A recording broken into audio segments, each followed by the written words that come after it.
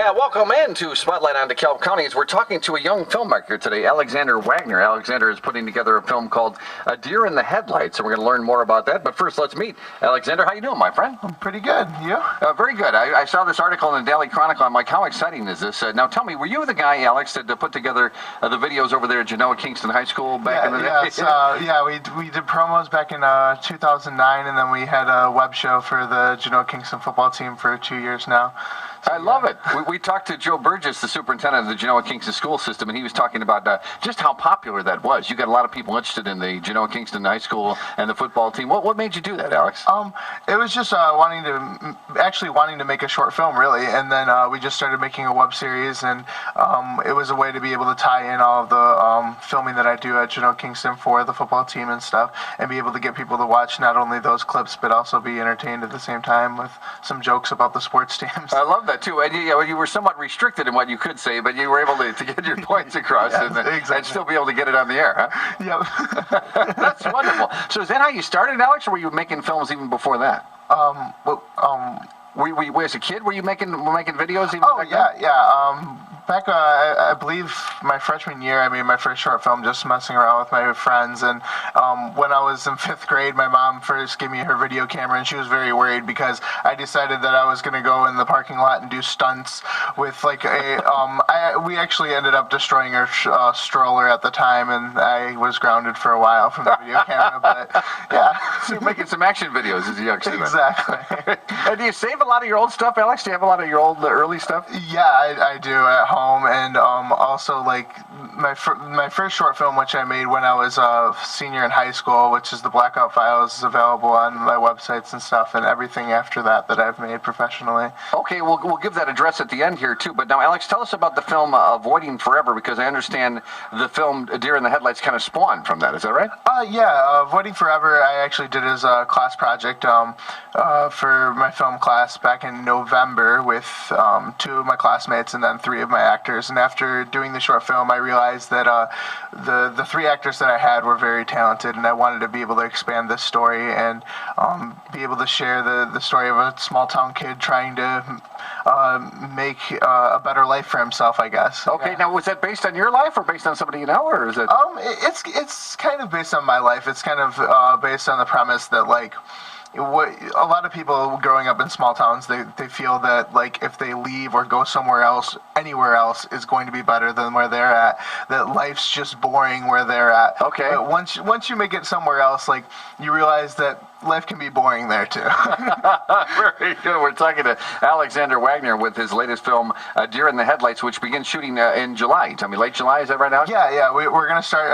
We're starting on July 23rd, and we go all the way through the 1st of September. So. All right, very good. So tell us more about the first film. Now, you get Avoiding Forever. Is it how did you do that? Was it you, like your perspective on, or what are we seeing when we actually see the video? The Avoiding Forever is basically the premise of it is that 3 kids from a small town decide that they're going to leave their small town, and as soon as they leave, their car breaks down, and they have to kind of deal with their social issues and the issues that they've had with each other,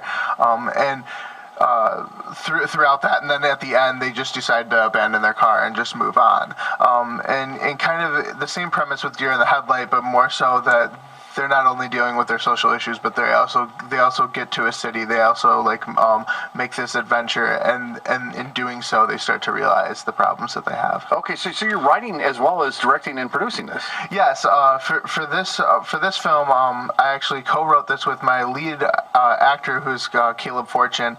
We started back in March of 2012 here, and then we're probably not going to finish up and screening it until next summer, so it's about a 1.5-year adventure altogether. Okay, and what is it like to collaborate with somebody when you're writing like that? Is it more difficult because you have to share everything? It has a lot of challenges. I feel like I bettered myself as a writer, and I think that he bettered himself as a writer, like being able to work together. I think that we have a brilliant script because of it, because we're both able to move off of each other.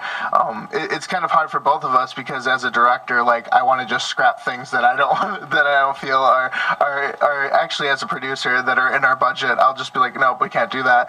And he does the same with like his character. He'll want to write things for his character, and I'll be like, your character wouldn't say that. So it's kind of tough for both of us, like working the double roles. But yeah, it was pretty good. But you keep each other in check too. Sounds like too. Exactly. That's very good. We're talking to Alexander Wagner, who's putting together a film, Deer in the Headlights. Now, let's talk about finances here, because I see here there's a website people can go to, Alex, to help you guys out, right? To help you with the production cost. Indiegogo.com/Deer. We have just some things on that site that they can actually get by helping us donate and stuff. And basically, the donations themselves and the money that we do get for this is going to go to making sure that all of our actors who are all based out of Chicago are able to get here with all the transportation costs that we're going to have for going about 63 miles out into the middle of nowhere. Sure, yeah. and also just some of our camera rentals and food costs as well. Now let's talk about the actors. I see one, Katie Lanigan, if I'm saying that right. Yes. She's producing this film, is that right? Yes, yeah. She came on board as a producer back in May, and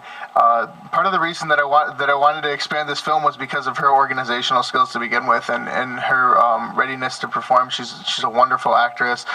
She's already starred in a feature film, The Sad Cafe, back in 2011, and basically, once she said that she wanted to be on board as part of the production team, I was like, yes, because she's very organized and she keeps me in check all the time and makes sure that everything's getting done and getting done according to plan. Okay, so now Deer in the Headlights, your latest production now, how long is this going to be, Alex? How long of a film? We're estimating about 90 to 100 minutes long. Okay, so it is a full-length feature film. Okay. Yes. So I can't imagine the work that this is involved for you to do this. Too. Yeah. But when we talk about the screenings, we talked to Sheila Leahy, who's doing the Sycamore Film Festival, and then we have Dr. Laura Vasquez from NIU, who does the Reality Bites Film Festival. Yeah. I see you're going to try to get this film in. Are you going to get it in those film festivals, or at least attempt to? Yeah, I don't know if we'll be able to get into Reality Bites. I think that's just strictly short films. Oh, that's right. You guys are full length. Yeah. Okay. But yeah, we're definitely trying like the beginning of next summer, right around, because the premise of the film takes place right around the graduation week. So we want to get our first screenings out to our free audiences right around that time, like next May, early June, and possibly be screening it in Sycamore as well as LA County and Cook County. All right, very good. Now let's talk about the name of the film, Deer in the Headlights. It struck me because when I was in 6th grade, when I was first learning how to play basketball, I was on the team, and we had a defensive scheme that I was supposed to follow. And the coach called me, he goes, "You look like a deer in the headlights when you're out there." And all the other players call me Deer in the Headlights the rest of the year. But where does that title come from? It actually comes from kind of the same premise that our main character, when going to the city, as well as the other two characters when going to the city, they become deer in the headlights. They kind of become infatuated with what is going on around them and aren't able to move about in the environment in the correct way. But once they get used to it, they kind of realize that it's just the norm, that it's just as normal as where they were from to begin with. Okay, so our main character in this particular scenario, there's a car accident, right? And tell us what is the premise of the film. It's about a high school senior named Trent, and he decides that his life is too boring, and his two friends try to convince him that his life's not really that boring, but he finally convinces them that what they need to do is they need to go to a protest in the city that's protesting all kinds of different things. It's kind of set up as like a Lollapalooza type environment. It's really ridiculous and kind of comedic about it. And when going there, he becomes infatuated with the lifestyle that he sees out there, and as well as the other two characters start to feel that as well.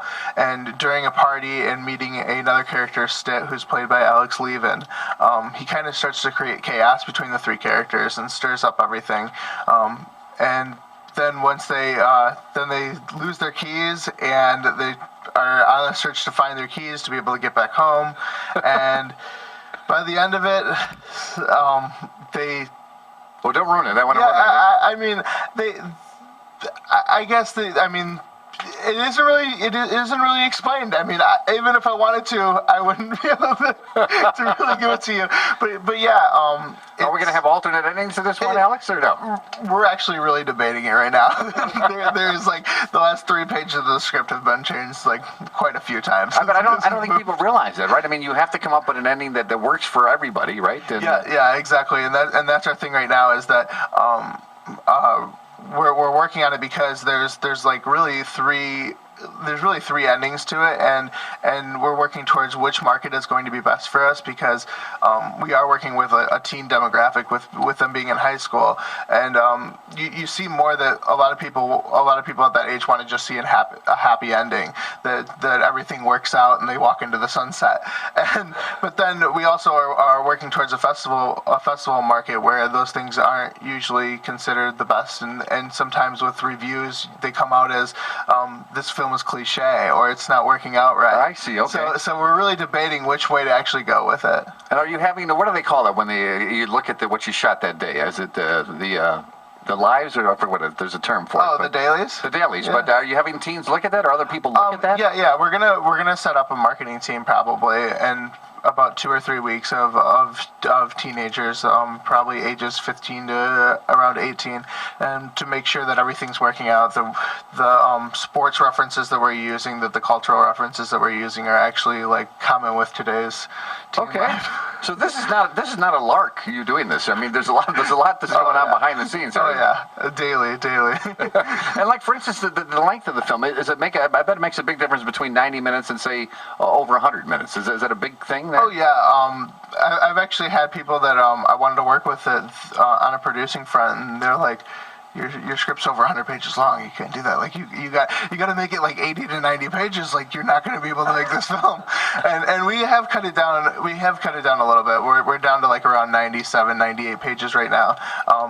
But yeah, it's tough. And also there's also benefits to like having it above 90 minutes. Like if we're below 90 minutes long, then we don't qualify for some awards, we don't qualify for some festivals, and we don't qualify for some guilds. If we were to sell the film, we'd be able to backdoor ourselves into some guilds.